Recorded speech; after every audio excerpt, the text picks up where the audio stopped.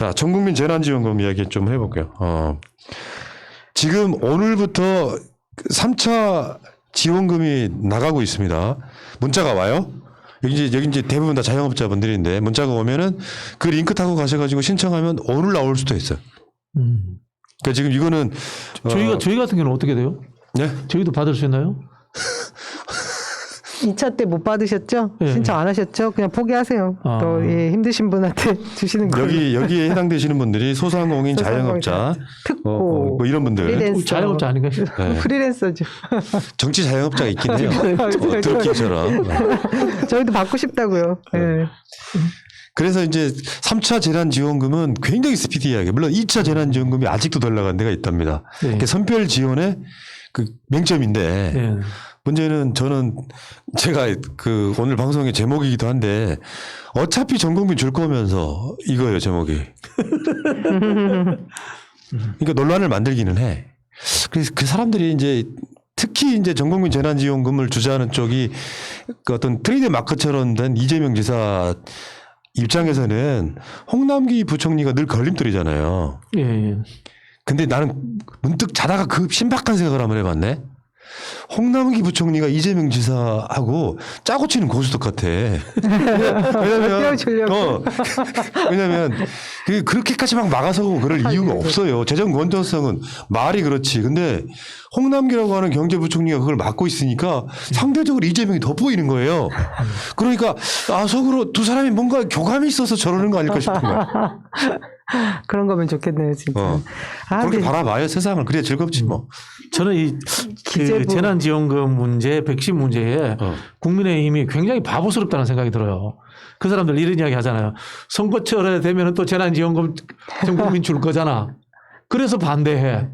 선거철 되면은 백신 전체적으로 접종할 거잖아. 그래서 반대. 이거 참 정말 바보스러운 반대 아닌가 싶은 게, 그걸 자기들이 집행권을 있는 것도 아니고, 그럼 애초에 찬성해서 이슈를 없애버리면 되지. 그걸 왜 저렇게 반대를 하고 국민들에게 지탄받을 짓을 하는지 이해가 안 돼요. 저는 한편으로 보면은 저분들. 그러니까 지금 시기에 문제가 있긴 하고요. 이제 개인마다 뭐 총리라든지 당대표라든지 개인마다 조금씩의 입장차가 있긴 한데 전 국민 재난지원금은 분명히 안 나올 수가 없는 상태예요.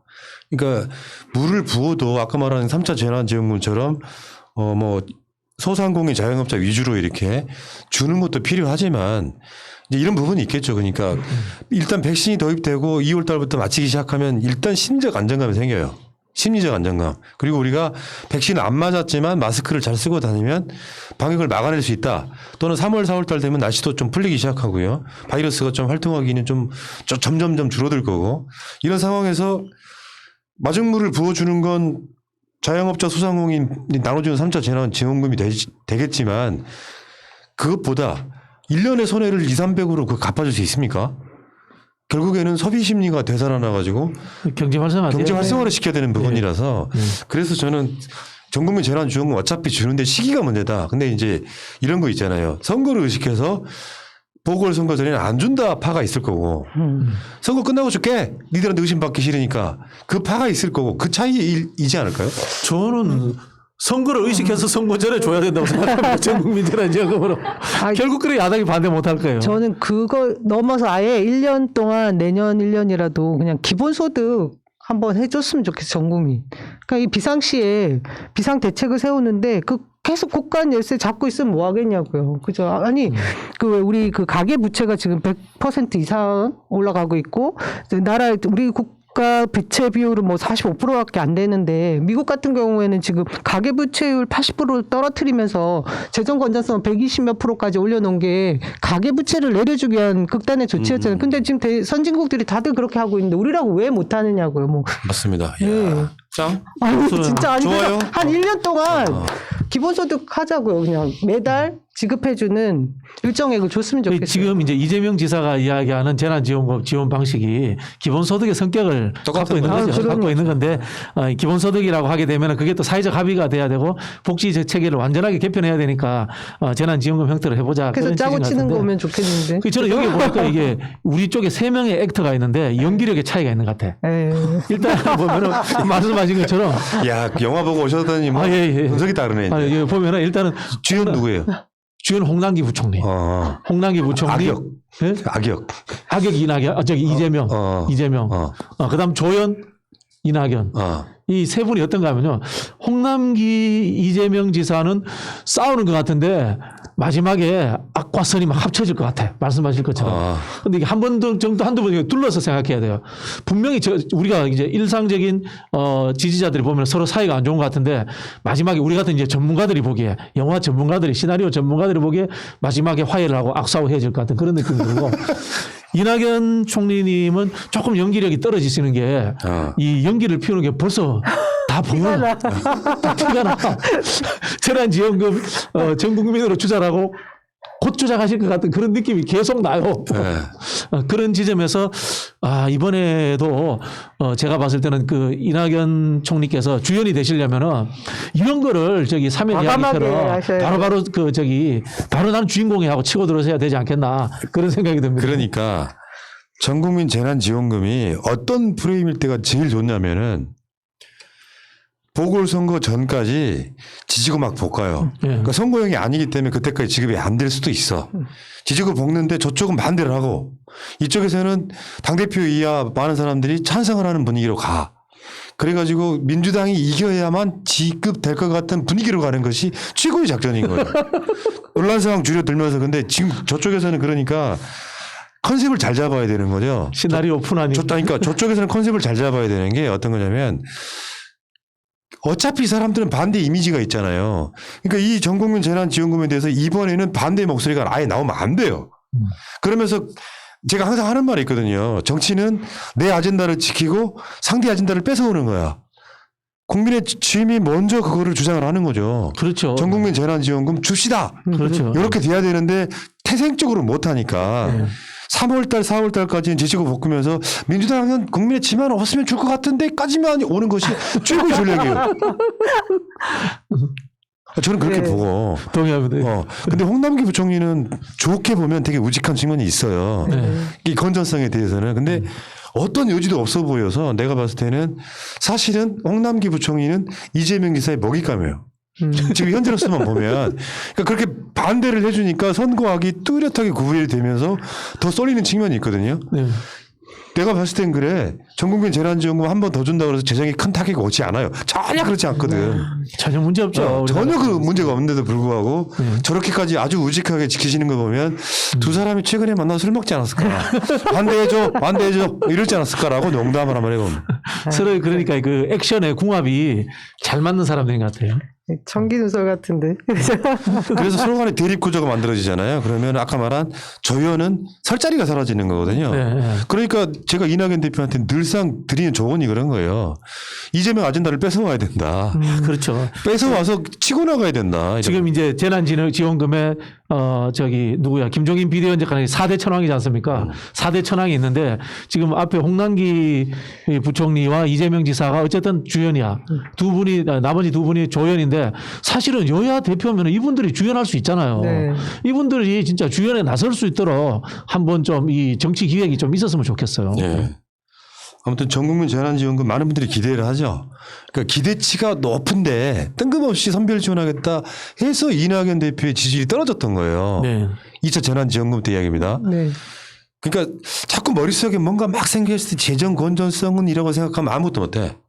대한민국 지금 국채 비율 45%, 일본 같은 경우는 250%. 일본은 예산 중에 4분의 1을 빚 이자 감댔어요. 그런 나라라고. 미국 같은 경우는 약 120% 정도 되는 걸로 알고 있는데 한국이 80% 100%까지 올라가도 큰 문제가 없어요. 지금 현재 47%밖에 안 됩니다. 저희. 문재인 대통령이 오늘 그 신년사에서도 그 비슷한 얘기를 했잖아요. 대한민국의 경제적 세계 이상을 제가 아까 설명드린 거 있죠. 우리 경제는 지난해 OECD 국가 중 최고의 성장률로 GDP 규모 세계 10위권 안으로 진입할 전망이며 1인당 국민소득 또한 사상 처음으로 G7 국가를 넘어설 것으로 예측됩니다. 주가 지수 역시 2,000선 돌파 14년 만에 주가 3,000 시대를 열며 G20 국가 중 가장 높은 주가 상승률을 기록했고 라고 이야기할 정도로 경제 상황이 굉장히 좋은데 여기에 경제 상황이 좋으면 뭐합니까? 국민에게 돌아오는 게 있어야죠. 나는 대통령의 뜻이 그런 데 있다고 봐요. 노골적으로 뭐 기재부나 당에다가 전국민 재난지원금 주시오라고 이야기는 하진 못하지만 이런 것들이 저는 행간이라고 보거든요. 좀 나서주세요. 네. 김종인 대표하고 이낙연 대표님이 나서주세요. 이게 막 예를 들면 우리나라 예산이 한 500조가 넘는 것 중에 전국민 재난지원금 하면 막 100조가 필요하던 이런 게 재원이 아니지 않습니까? 끼끼봐야만 20조, 30조 정도밖에 안 되는 거는 다시 한번 말씀드릴게요. 어르신들 제가 설득시키는데 가장 비유를 드는 게 이런 거거든요. 잘 사는 집이에요. 대통령 말씀에 의하면 가정으로 따졌을 때 잘 사는 집인데 3월 달이 돼가지고 2월 달 말쯤에 어쩌다 보니까 막 집 새로 이사 가고 그러면서 집안에 현금이 없어. 근데 얘가 대학을 들어갔네? 그럼 대학 등록금이 필요해. 그러면 그 돈 당장 현찰이 없으면 어떻게 해야 돼요? 빌리든지 대출받든지 해야 될 거 아닙니까? 근데 이 아버지가 돈을 잘 버는 사람이에요. 최소 막 억대의 연봉을 버는 사람이야. 그러면 등록금을 빚내서 낸 다음에 내가 벌어서 갚으면 되는 거거든요. 그렇죠. 네. 한국 경제가 그게 잘 된 나라예요. 예. 아니 저는 사회 극단적으로 연대세 같은 것도 만들 수 그렇죠. 그런 거 있잖아요. 예. 극단적으로 이런 생각도 해봤어요. 그러면은 받고 싶은 사람 받고 받기 싫은 사람 안 받는 걸로 합시다. 저는 지난번에도 생각해서. 그렇게 했지 않습니까? 아니, 그러니까. 신청하지 않은 사람은 기부한 걸로 됐기 때문에 아니 여기 저기 충분히 전국민 가능한- 재난지원금에 반대하는 사람은 받지 마시라고. 저는 받고 싶어요. 받고 다시 기부를 하고 뭐 저는 기본적으로 이제 소비를 많이 하는 사람이니까 경제 활동을 제가 몇 배로 제가 활성화 시킬 테니까. 간접세 엄청 내시는 분. 예. 간접세 많이 내니까 어제도 간접세 뭐 많이 냈습니다. 네. 그래서 그 1차 재난지원금 때 국민들한테 뭐 4인 가족 기준 100만 원 나눠줬을 때 진짜 행복했잖아요. 이걸로 동네에서만 써야 되니까 식당 가고 커피숍 가면서 뭔가 국가로부터 케어받는 느낌. 그렇기 때문에 국민의 진 부류에서는 그 재난지원금 반대했던 거거든요. 왜? 재정이 이제 좀 뭐랄까 좀 많이 들어가게 되면 부자들한테 세금 더 내라고 할까봐 거기에 휘말리시면 안 되고요. 뭐 고가 아니 어쩌고 뭐 빚잔치하고 있다는 말 다 거짓말이거든요. 실제로 OECD나 IMF는 대한민국 정부에 국채를 좀 더 쓰시오. 전 세계에서 가계부채가 비율이 가장 높은 나라입니다. 네. 아까도 말씀하셨지만 그러면 가계부채를 더 이상 빚 못 내. 뭐 국가가 빚을 내면 이자가 훨씬 싸잖아요. 그렇죠. 그리고 지금 정부 재정 건전수 제가 확인을 해보니까 우리나라가 현재 47%, 그다음 제일 잘 산다는 독일이 69%예요 현재. 독일보다도 훨씬 낮은 거예요 우리가. 그렇게 좀 이해를 했으면 이게 좀 근본적인 문제가 있는데요. 우리 정치하시는 분들 중에 경제주의자들이 많아요. 근데 정치의 영역에서 제가 늘 질문드리는 건데 복지는 경제의 것일까요? 정치의 것일까요? 정치의 것입니다. 국가가 존재하는 이유가 국민들을 안전하고 복지를 누리도록 하기 위해서 국가가 존재하는 것이기 때문에 복지는 정치의 영역에 존재하는 것이지 경제를 위해서 복지가 존재하는 게 아니라는 말씀을 제가 꼭 드리고 싶습니다. 그러니까 홍남기 총리는 내가 봤을 때는 아까 이제 농담삼아 했던 이야기인데 홍남기 총리가 사의를 표명하고 유임됐잖아요. 이제 그 뜻은 문재인 대통령이 OECD 경제 성장률 1위라는 걸 높게 본 거예요.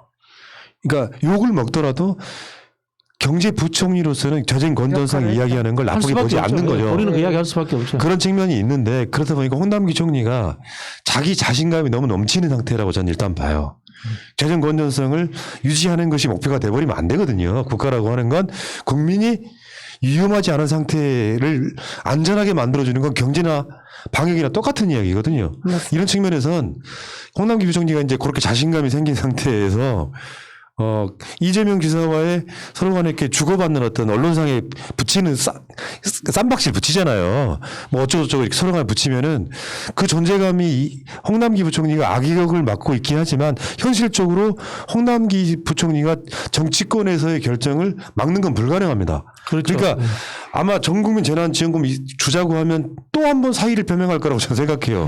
그때는 이제 사표를 안 받기는 좀 힘들겠지만 민주당 당대표나 민주당 차원에서 또는 서로 이렇게 맞상대가 되고 있는 이재명 지사 같은 쪽에서 계속 푸시하면 지금 분위기도 그렇긴 하지만 전국민 재난지원금이 조만간 결정되지 않을까. 시기가 언제냐의 문제.